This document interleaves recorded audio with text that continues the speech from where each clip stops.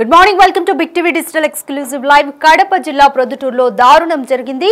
లక్ష్మి అనే government teacher హత్యకు గురైంది. అయితే హత్యకు గల కారణాలు ఇంకా తెలియలేదు. లక్ష్మి తన ఇంటి ముందు శవమై పడి ఉంది. అయితే కొడుకు యశ్వంతే ఈ హత్య చేసినట్లుగా అయితే పోలీసులు అనుమానిస్తున్నారు. ప్రస్తుతం కొడుకు యశ్వంత్ని పోలీసులు అదుపులోకి తీసుకున్నారు. మరి కొడుకుకి తల్లికి మధ్య ఎటువంటి వివాదాలు ఉన్నాయి, ఎందుకని హత్య చేయాల్సిన పరిస్థితులు వచ్చాయి అనేది కూడా ఇంకా కారణాలు అయితే ఏమీ తెలియరాలేదు. లక్ష్మిని కత్తితో గొంతు కోసి కొడుకు యశ్వంతే హతమార్చినట్లుగా అయితే ప్రాథమికంగా నిర్ధారణకు వచ్చారు.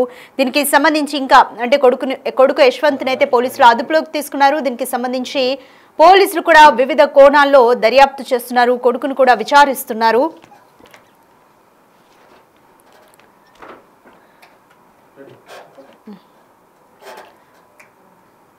రైట్, దీనికి అయితే ఎందుకు కొడుకు యశ్వంత్ తల్లి లక్ష్మిని హత్య చేశాడు, ఈ విషయానికి సంబంధించి పోలీసులు అయితే కొడుకు యశ్వంత్ని అదుపులోకి తీసుకొని విచారిస్తున్నారు. దీనికి సంబంధించి మోర్ డీటెయిల్స్ మా ప్రతినిధి శివ అందిస్తారు. రైట్ శివ, అసలు కొడుకు తల్లి మధ్య ఉన్న వివాదం ఏంటి, చుట్టుపక్కల స్థానికులు కానీ తండ్రి కానీ కుటుంబ సభ్యులు ఇంకా ఎటువంటి కారణాలు చెప్తున్నారు? దారుణ ఘటన చోటు చేసుకుంది. శనివారం అర్ధరాత్రి కన్న తల్లినే కొడుకు దారుణంగా కత్తితో గొంతు కోసి హత్య చేసినట్లయితే మాత్రం ఉదయం వెలుగులోకి వచ్చింది. అయితే దీనికి సంబంధించి కూడా చుట్టుపక్కల వారు మాత్రం కేవలం ఎవరైతే కుమారుడు యశ్వంత్ ఉన్నాడో, యశ్వంత్ జులాయిగా తిరుగుతున్నాడు, తల్లిని చీటికి వాటికి డబ్బులు కావాలంటూ కూడా వేధించడం ఇది కొంతకాలం కొనసాగుతూనే ఉంది. ఈ నేపథ్యంలో మాత్రం తల్లి కేవలం తన జులాయిగా తిరగడానికి డబ్బులు ఇవ్వకపోవడంతోనే ఈ హత్యకు పాల్పడేది తెలుస్తోంది. అయితే దీనికి సంబంధించి కూడా మనం చూస్తున్నాం.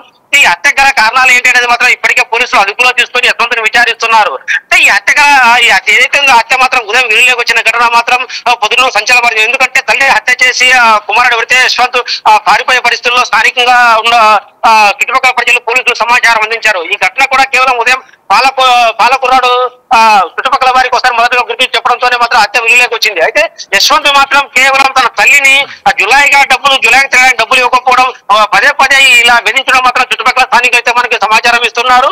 హత్య గల కారణాలు మాత్రం పోలీసు విచారణలో బయట వెలుగులోకి వచ్చే అవకాశం ఉంటుంది. రాధిక, రైట్, ఇప్పటి వరకు ఈ కేసుకి సంబంధించి ఇంకా మోర్ డీటెయిల్స్ పోలీసులు ఏం చెప్తున్నారు శివ? పోలీసులు అయితే మాత్రం యశ్వంత్ అదుపులో తీసుకున్నారు. అయితే కేవలం యశ్వంత్ తల్లిని దారుణంగా హత్య చేశాడు. అయితే ఈ డబ్బుల వివాదం ఇంకా ఏదో లేదా ఆస్తి వివాదాలు ఉన్నాయా లేదా ఇంకా కారణాలు ఏమున్నాయి? యశ్వంత్ అయితే ఇప్పటి వరకు కూడా వివాహం కానట్టు తెలుస్తుంది. అయితే వివాహం దానికి సంబంధించి కూడా తల్లికి కుమారుడికి ఏమన్నా ఘర్షణలు చోటు చేసుకున్నాయా లేదా కేవలం డబ్బుల కోసం హత్య చేశాడనేది మాత్రం ఇప్పటి వరకు పోలీసులతో ఇంకా విచారణ చేస్తున్నారు. పోలీసు అదుపులో ఉన్నాడు యశ్వంత్.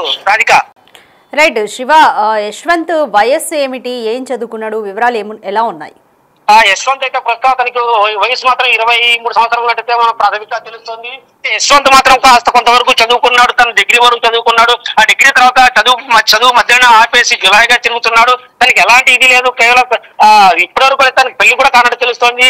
కేవలం ఏదైనా ఉద్యోగం చేసుకోవాలి, ఏదైనా ఉద్యోగం చేసుకుంటే తప్ప పెళ్లి అయ్యే పరిస్థితి లేదు కాబట్టి తల్లి మొదటి నుంచి అలా సూచిస్తుంది. అయితే యశ్వంత్ మాత్రం కుటుంబాన్ని పట్టించుకోకుండా, తల్లిని పట్టించుకోకుండా కేవలం జులాయిగా తిరగడం, మాటికి డబ్బుల కోసం తల్లిని బెదిరించడం వల్లే ఈ హత్యకు చోటు చేసుకున్నట్లయితే మనం ప్రాథమికంగా తెలుస్తుంది.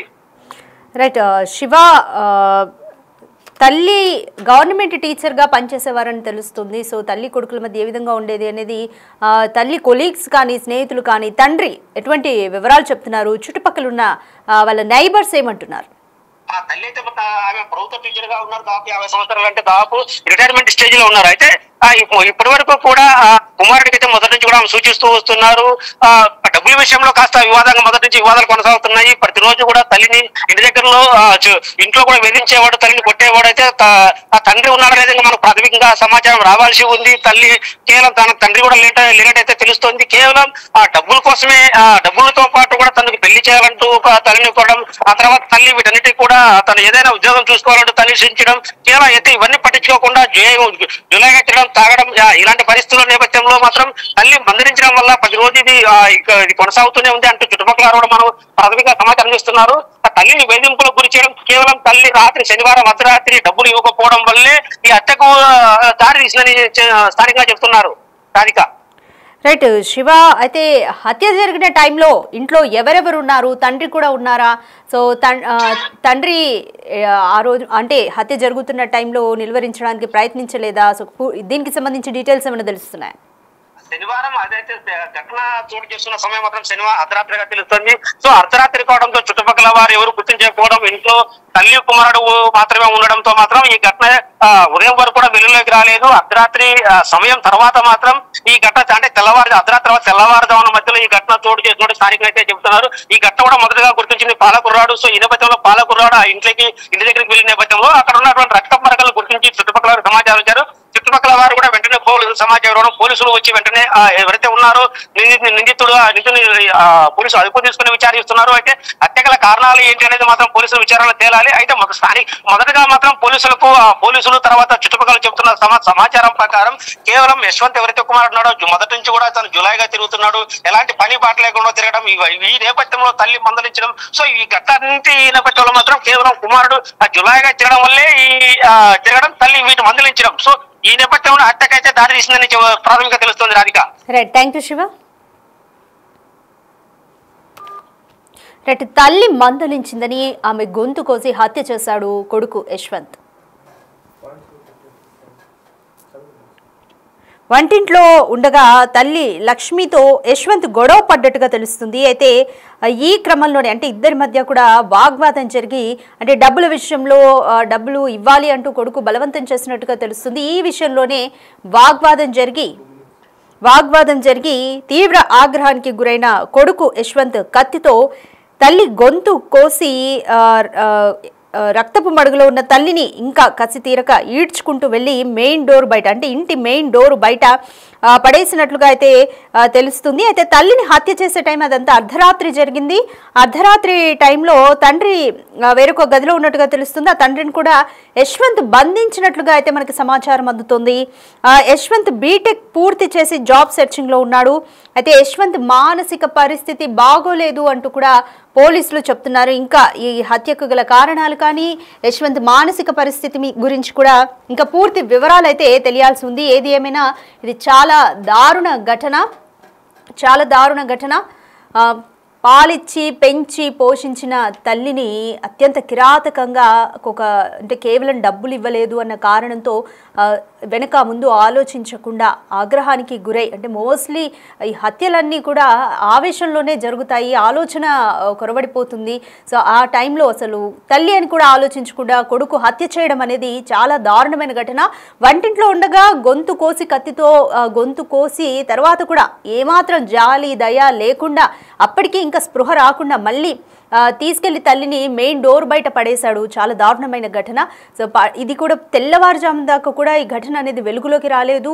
డోర్ బయట రక్తపు మడుగులో ఉన్న తల్లిని పాలు పోసి అతను చూసి చుట్టుపక్కల వారికి సమాచారం ఇచ్చారు. సో అప్పటి వరకు తండ్రి కూడా ఆ గదిలోనే బందీ అయి ఉన్నాడు. మరి కొడుకుని ఎక్కడ అదుపులోకి తీసుకున్నారు అనేది కూడా ఇంకా వివరాలు అయితే తెలియాల్సి ఉంది. సో అప్పుడు స్థానికులు అందరూ స్పందించి పోలీసులకు సమాచారం ఇవ్వడంతో వాళ్ళు వచ్చి ఇంటి దగ్గర చూడడంతో ఈ ఘటన అంతా కూడా బయటపడినట్లుగా తెలుస్తుంది. సో ఈ ఘటన కడప జిల్లా ప్రొద్దుటూరులో జరిగింది. ప్రొద్దుటూరులో తల్లి లక్ష్మీదేవి గవర్నమెంట్ టీచర్గా పనిచేస్తుంది. అయితే కొడుకు బీటెక్ పూర్తి చేశాడు యశ్వంత్. బీటెక్ పూర్తి చేసి చాలా రోజుల నుంచి ఖాళీగా ఉంటున్నాడు, ఉద్యోగం కూడా లేదు, ఇంకా పెళ్లి కూడా కాలేదు. సో జస్ట్ స్టడీస్ కంప్లీట్ అయ్యాయి కాబట్టి 20 నుంచి 25 లోపే వయసు ఉంటుంది. సో ఇంతలోనే అంటే ఇంత చిన్న వయసులోనే అసలు విలువలు లేకుండా తల్లినే హత్య చేసేంత దూరం వెళ్ళాడు. సో మరి వంటింట్లో ఉండగా శనివారం అర్ధరాత్రి ఈ ఘటన జరిగింది. తల్లి వంటింట్లో ఉండగా డబ్బుల కోసం వేధించాడు. అయితే తల్లి మరి నో చెప్పిందా, ఇంకా అసలు ఎగ్జాక్ట్గా వాళ్ళిద్దరి మధ్య ఎటువంటి వాగ్వాదం జరిగింది అనేది ఇంకా తెలియాల్సి ఉంది.